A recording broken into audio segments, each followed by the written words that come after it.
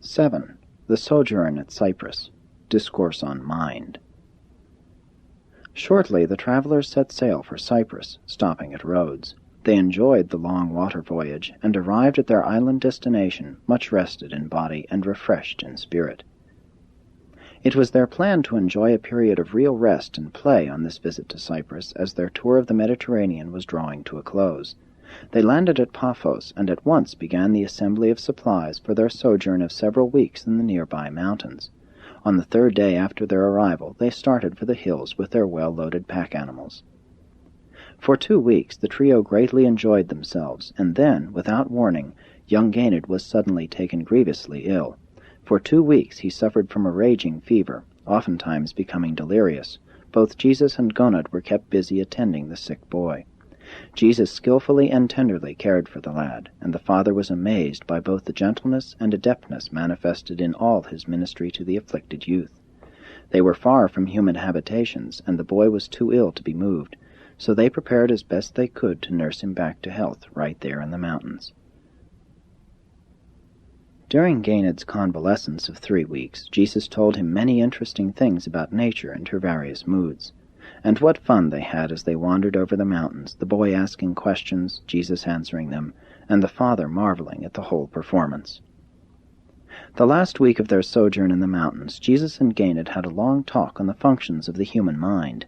After several hours of discussion, the lad asked this question: "But teacher, what do you mean when you say that man experiences a higher form of self-consciousness than do the animals?" And as restated in modern phraseology, Jesus answered, "My son, I have already told you much about the mind of man and the divine spirit that lives therein. But now let me emphasize that self-consciousness is a reality. When any animal becomes self-conscious, it becomes a primitive man. Such an attainment results from a coordination of function between impersonal energy and spirit-conceiving mind, and it is this phenomenon which warrants the bestowal of an absolute focal point for the human personality, the spirit of the Father in heaven." Ideas are not simply a record of sensations. Ideas are sensations plus the reflective interpretations of the personal self.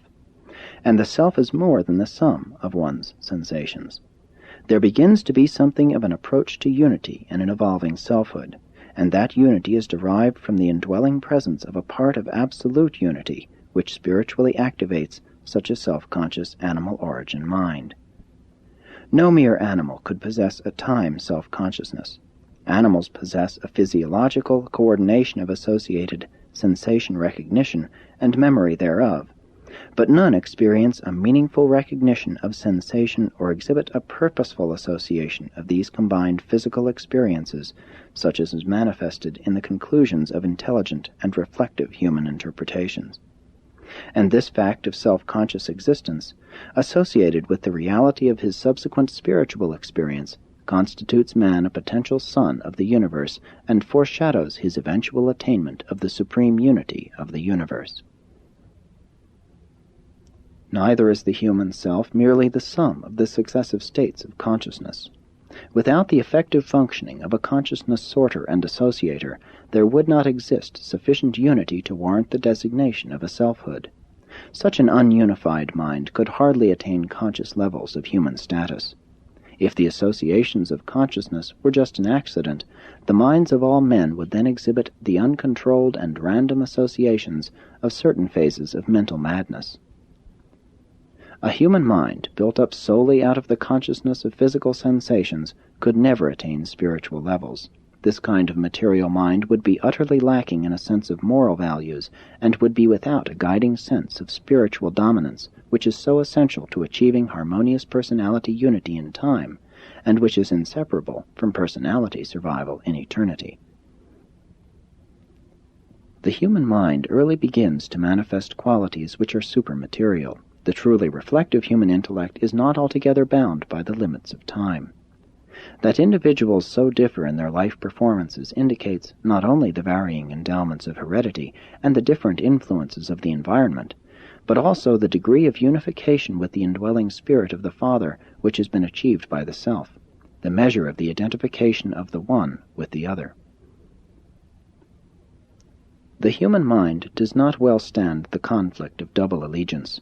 It is a severe strain on the soul to undergo the experience of an effort to serve both good and evil. The supremely happy and efficiently unified mind is the one wholly dedicated to the doing of the will of the Father in heaven. Unresolved conflicts destroy unity and may terminate in mind disruption. But the survival character of a soul is not fostered by attempting to secure peace of mind at any price, by the surrender of noble aspirations, and by the compromise of spiritual ideals. Rather is such peace attained by the stalwart assertion of the triumph of that which is true, and this victory is achieved in the overcoming of evil with the potent force of good. The next day they departed for Salamis, where they embarked for Antioch on the Syrian coast.